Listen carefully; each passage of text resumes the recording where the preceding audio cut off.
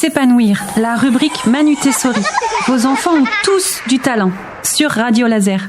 Bonjour Emmanuelle Pelletier. Bonjour Laurent. On le rappelle, vous êtes éducatrice Montessori basée à Bru et avec vous, on vous retrouve très régulièrement sur l'antenne de Radio Laser pour parler d'éducation positive. Aujourd'hui, nous allons nous attarder sur la motricité libre. Kezako. Et ben voilà, moi j'aime bien le titre « Bouge ton corps » et on va voir justement pourquoi il faut bouger son corps. Hier, j'animais en fait un atelier avec des enfants de moins de 2 ans, dont un bébé de quelques mois. Et j'écoutais les mamans se dire « Et vous, ça se passe comment à la maison ? Il grimpe partout. Je suis constamment derrière lui en train de le redescendre du canapé, des escaliers. Il me fait vraiment peur. Oh, je comprends. Moi, elle ne marche pas encore.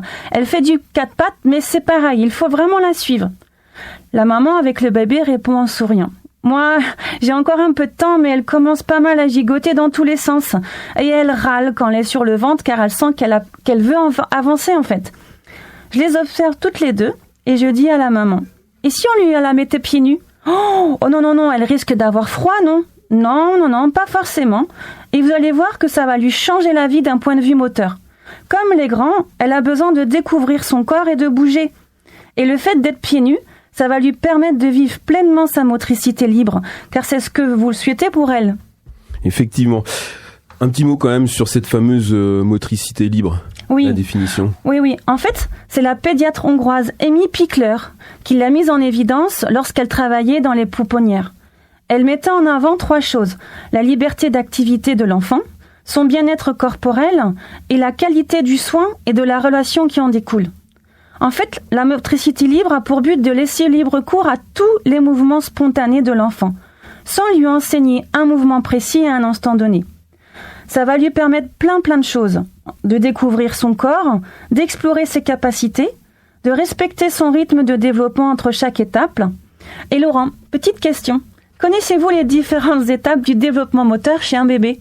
Alors, vaste question.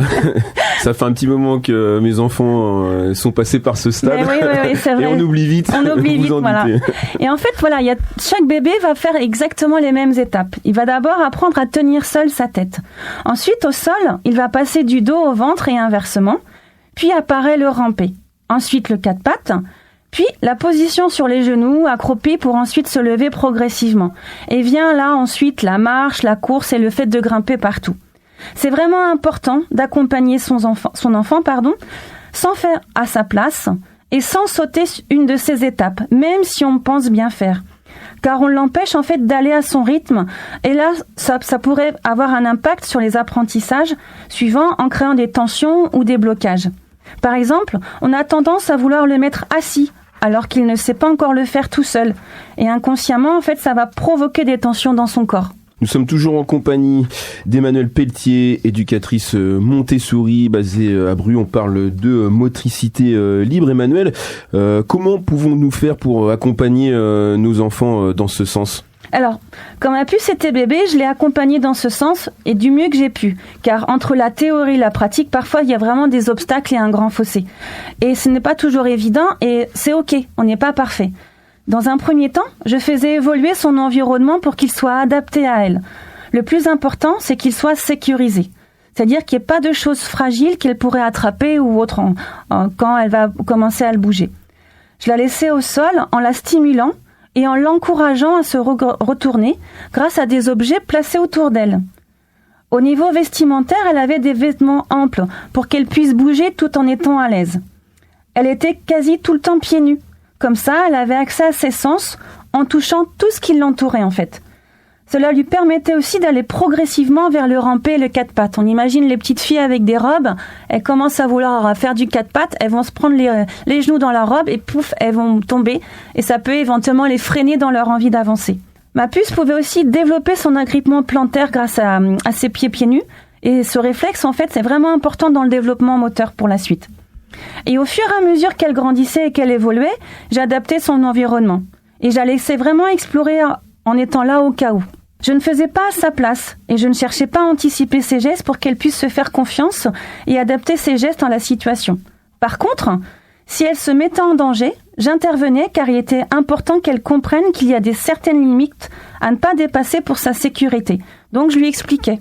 Accompagner en fait son enfant dans sa motricité libre, cela demande beaucoup d'énergie et de temps pour les parents. Et si ce n'est pas parfait, c'est ok. On a tous eu besoin de les mettre dans un parc ou dans un transat en court moment pour faire quelque chose d'autre. Le plus important, c'est de voir tout ce que cela peut lui apporter. Et l'évolution. Quels sont les bénéfices alors concrets, Emmanuel Pelletier ? Alors, le fait de le stimuler, de l'encourager et de le féliciter, tout cela va lui permettre de prendre confiance en lui. Il va oser tester des choses et donc prendre des risques. Il va découvrir et explorer le monde qui l'entoure grâce à tous ses sens qui seront stimulés, ce qui va attiser sa curiosité. Il ne sera pas dans la dépendance de l'adulte car on lui laisse l'opportunité de choisir. Cela lui permet de booster son estime de soi. Par contre, si on lui dit « Attention, tu vas tomber, tu ne vas pas y arriver tout seul, c'est dangereux ce que tu fais » ou autre chose, là c'est complètement l'effet inverse. En étant dans le mouvement, on lui permet de renforcer son tonus musculaire, de développer sa coordination, d'augmenter sa souplesse et de développer sa concentration. Et surtout, de développer de nombreuses connexions neuronales au niveau du cerveau. Ce qu'il faut savoir aussi, c'est que la motricité libre permet aussi d'intégrer les réflexes archaïques, qui sont à la base de notre développement. Et si cela vous intéresse, j'ai également fait un podcast sur ces fameux réflexes et vous pourrez y avoir accès.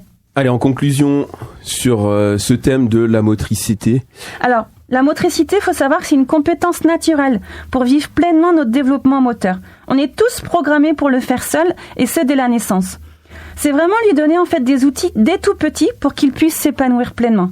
Après, si votre enfant ne le fait pas, si votre enfant ne l'a pas fait étant bébé, ce n'est pas grave, car ce qui est bien avec le cerveau et le corps, c'est que rien n'est figé. Donc, laissez-le courir, grimper, escalader, explorer le monde qui l'entoure. Ma rubrique est terminée et je vous invite à me suivre sur les réseaux sociaux et je vous dis à très bientôt.